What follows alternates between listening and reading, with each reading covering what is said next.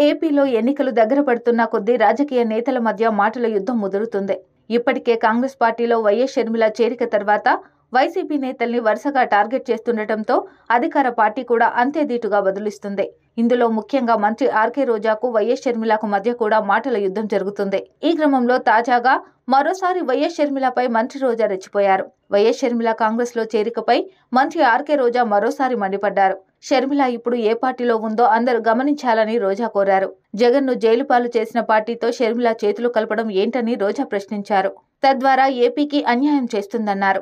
రాష్ట్రంలో పర్యటనలు చేస్తూ జగన్ సర్కార్పై షర్మిల చేస్తున్న విమర్శల్ని రోజా తప్పుబట్టారు. తెలంగాణలో పోరాటం చేస్తానంటూ పెట్టిన వైఎస్ఆర్టీపీని ఎందుకు కాంగ్రెస్ లో విలీనం చేశారో వైఎస్ షర్మిల చెప్పాలని రోజా డిమాండ్ చేశారు.